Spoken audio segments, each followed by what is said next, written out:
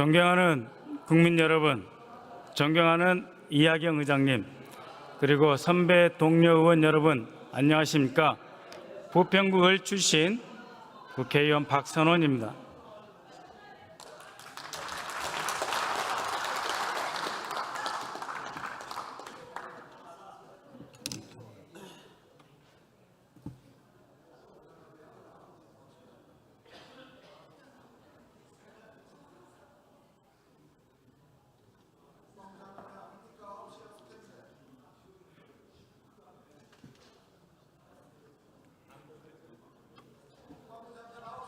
총리님께 질문 드리겠습니다.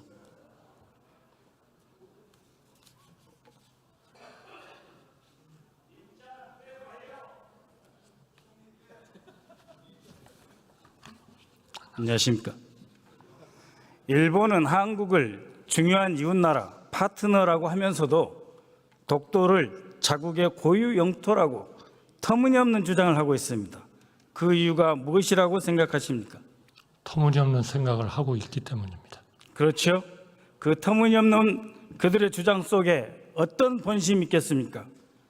일본의 본심은 대한민국을 과거 군국주의 시대 대동아 공영권 틀 안에서 다시 편입시켜 일본의 주변에서 일본의 이익을 위해 봉사하는 국가로 만들겠다는 망상을 갖고 있습니다. 총리님, 일본의 방위 전략은 무엇이라고 생각하십니까? 글쎄요, 제가 일본의 방위 전략을 상세하게 알고 있지는 못하기 때문에 우리 국방부 차관으로 하여금 좀 답변을. 국무위원이 아니기 때문에 차관은 부르지 않겠습니다. 일본의 국토 방위 전략은 간단합니다. 육군이 취약하기 때문에 적이 본토에 상륙하기 전에 바다에서 최대한 사전 저지하는 것입니다. 2022년판 국가 방위 전략 문서를 보면 우크라이나 전쟁 같은 사태가 동아시아에서도 일어날 수 있다라면서 러시아로부터의 대비, 그것을 최우선 안보 과제로 삼고 있습니다. 최근에는 러시아가 홋카이도로 밀고 내려오는 지상전보다는 바다, 즉 동해에서 해군과 공군을 동원하여 일본 열도 중앙을 관통하고 도쿄를 진격하는 전략을 크게 두려워하고 있습니다. 그렇기 때문에 일본은 러시아군이 자국에 상륙하기 이전 동해에서 전쟁을 종결짓겠다는 것입니다. 독도, 울릉도를 포함한 동해 전체를 자국 방어를 위한 결전장으로 상정한다는 것이죠. 총리님, 울릉도와 독도 사이 일본의 해상 공중 자산이 연평균 몇 회 침범하신지 아십니까?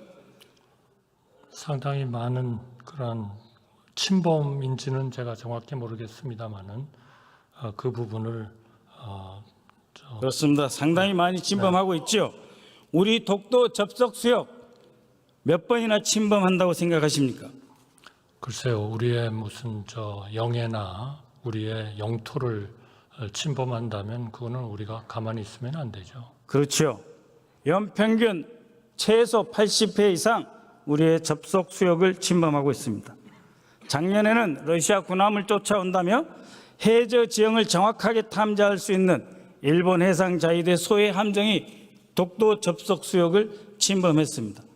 총리님, 우리 국방부와 해군이 이 사실을 꼭꼭 숨기고 있는데 도대체 왜 그러겠습니까?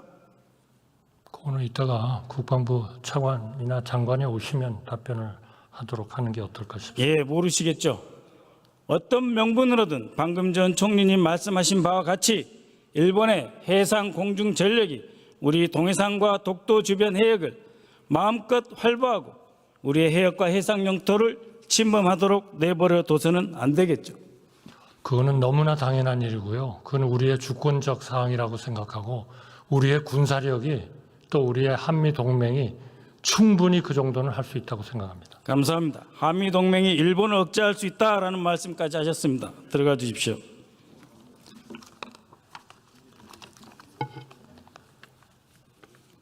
한일 군사 협력을 어느 때보다 강조하고 있는 일본의 작전 계획에서 대한민국의 군사력, 우리의 해군과 공군력은 일본 자위대가 러시아 등 외부 위협에 대처할 시간을 벌어주는 지원 또는 보조 수단에 지나지 않습니다. 일본의 이러한 군사 전략으로 인해서 윤석열 정권 들어서 우리 대한민국의 국가안보 전략, 대외정책 그리고 이와 관련된 모든 군사 전략이 통째로 왜곡되어 버렸습니다. 변경을 강요받고 있습니다. 그 결과 총리께서 의심한 대로, 우려한 대로 한반도와 동해에 대한 우리의 안보 주권을 상실할 우려마저 대두되고 있습니다. 2달 전 나온 2024년 7월 공개된 일본의 방위 백서입니다. 이 백서에서 윤석열 정권으로부터 3가지, 6가지를 얻어냈다고 적시하고 있습니다. 첫째, 2023년 말부터 북한 미사일 경계 데이터를 실시간 제공받게 된 것을 가장 큰 성과라고 강조합니다. 일본이 말하는 실시간 경계 데이터는 평상시, 유사시가 아닌 평상시 대한민국의 레이더, 위성, 정찰기로 수집한 데이터가 모두 일본에 넘어간다는 뜻입니다. 우리 공군과 해군, 심지어 육군까지 일본을 위한 전방 레이더 기지가 되고 있습니다. 우리 군이 일본을 위해 보초서고 있는 것입니다. 도대체 우리 국민 세금으로 쌓아온 실시간 경계 정보를 넘겨줘야 하는 이유는 무엇입니까? 총리님, 다시 한번 나와 주십시오.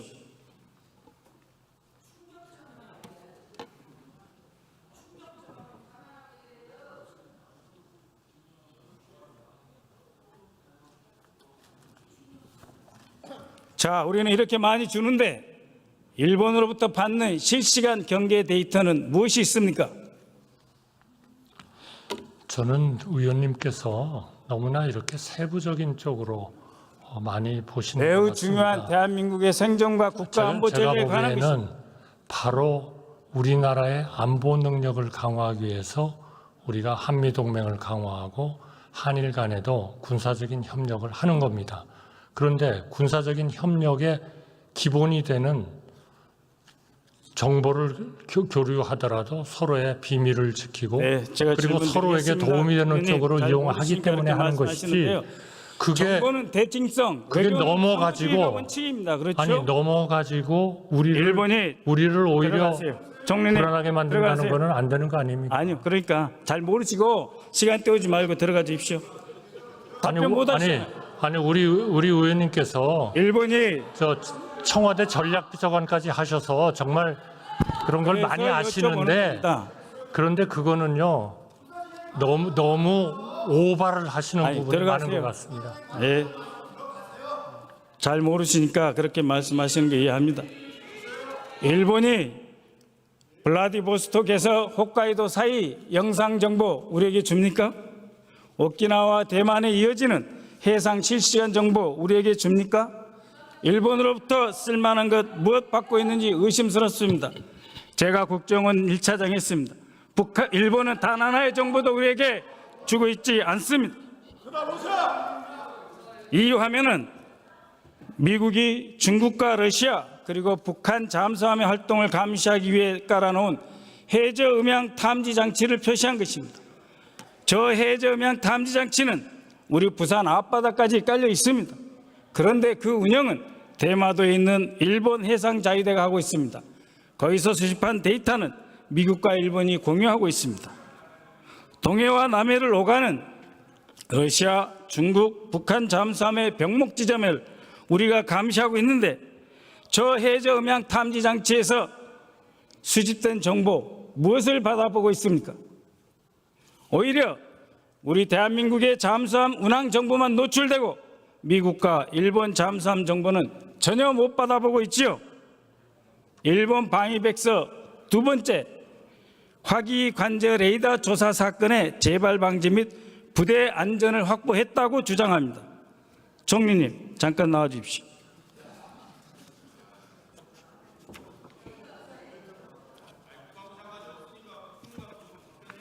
국무위원이 출석하게 되어 있습니다.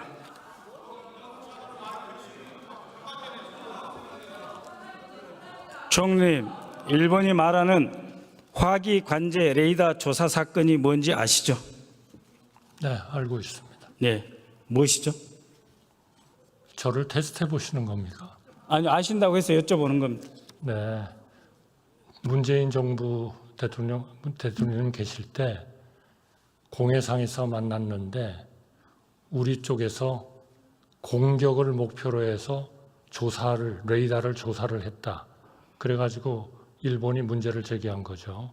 그래서 그게 양국 간에 굉장한 하나의 군사적인 이슈로 돼 있었던 거죠. 예, 좋은 기억력 존경합니다. 2019년 1월 22일 우리 해군과 국방부는 우리 측이 일본 초계기를 향해서 레이더 전파를 쏘지 않았다고 밝혔습니다. 오히려 우리 해군함의 안전을 위협하는 일본 초계기의 초저공 비행이 문제였습니다. 방금 총리께서는 우리 국방부 발표가 아니라 일본의 입장을 두둔하신 겁니다. 들어가 주십시오. 두둔이 아니고요. 그렇게 문제를 제기해서 양국 간에 현안으로 문제가 있었다. 예, 말씀드립니다. 충분히 말씀하셨습니다. 들어가 주십시오.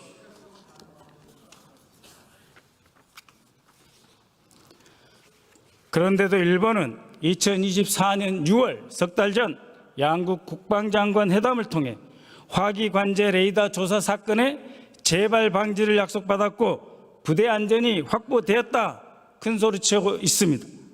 앞으로 일본 해상 자위대와 항공 자위대는 동해에서 안전을 보장받고 마음껏 작전할 수 있는 권리를 확보해 간 것입니다. 일본이 한국에서 얻은 성과는 여기에 그치지 않습니다. 한미일 간 미사일 방어 훈련과 대잠수함전 훈련 그리고 해상 차단 연합 훈련을 확보했다는 것입니다. 일본이 말하는 미사일 방어 훈련 정량화는 우리가 일본과 미사일 방어 체계에 통합되었다는 뜻이고 결국 총리께서 아니라고 하신 군사동맹으로 묶여가고 있다는 뜻입니다. 이것이 바로 일본 방위 백서에 공공연하게 적시되어 있다는 것이죠. 그것은 곧 최대 수혜자가 일본이라는 것입니다. 한국을 한미일 안보협력 구조 속에서 일본의 하위 동원 수단으로 간주하고 있습니다. 그러면서도 정작 자신들의 실제 대외 정책은 군사 대립보다 대화와 협력, 외교를 강조합니다. 러시아, 중국과 대화하고 협력하겠다 늘상 주장하고 있습니다. 심지어 북한과도 수교를 위한 물밑 협상을 지속한다고 되어 있습니다. 강경 일변도인 윤석열 정권 안보 노선과 상당히 다른 것입니다. 총리님, 한 번만 더 모시겠습니다.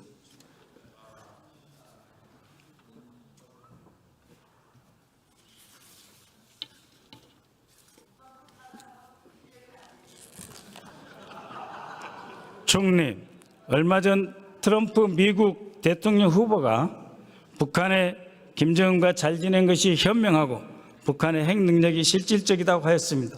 이게 무슨 뜻입니까? 북한의 핵 능력이 우리 의원님이 정부에 계실 때 그렇게 열심히 노력해 주셨음에도 불구하고 북한의 핵 능력을 저하시키는 효과는 전혀 거두지 못하는 정책을 하셨다는 반증. 우리 노무현 정부는 3대 문건에 합의해서 비핵화를 추진했습니다. 똑똑히 기억하시죠, 총리님? 아무 효과가 없지 않습니까? 이명박 정부가 다 깼기 때문이죠. 들어가셔도 좋습니다. 트럼프의 발언은 바로 북한 핵무기 제거를 위해 외교를 하겠다는 뜻입니다. 김정은과 정상회담도 염두에 두겠다 하는 것이죠. 그러나 대한민국의 핵심 안보 책임자들 김영현 국방장관과 신원식 안보실장은 이미 사단장 시절 극단적인 대결 일변도로 인천광역시 등 소속 부대에 주둔 지역을 위태롭게 한 인물들입니다. 이들이 대통령과 함께 책임지지 못할 즉각 끝만 외치고 있습니다. 좋습니다. 차관 나오세요.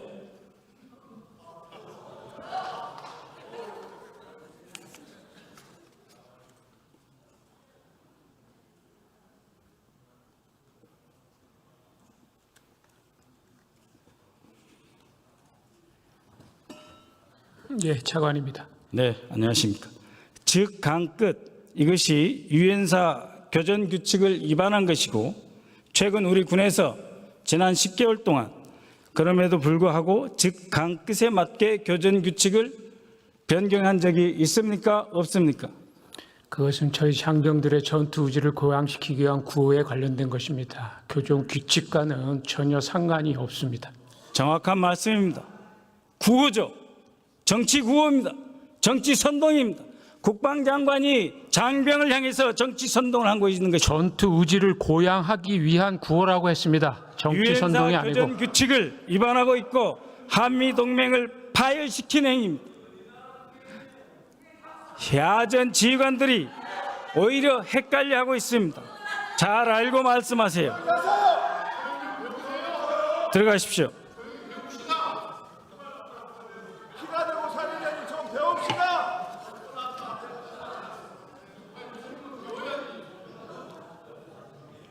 한국은 주변 핵 위협으로부터 거리가 가까워 미사일 공격에 매우 취약합니다.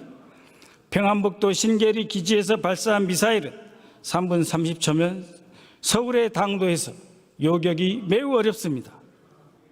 그런데 청와대에서 용산으로 한남동으로 옮겼죠. 그 결과 군 통수권자와 국방수뇌부는 24시간 낮이든 밤이든 어떤 방어망도 없는 곳에서 노출되어 있습니다. 이것이 대한민국 안보를 지키는 길입니까? 아니, 대통령, 국방장관, 참장 모두 무방비 상태에 노출시켜놓고 무슨 질감 끝입니까?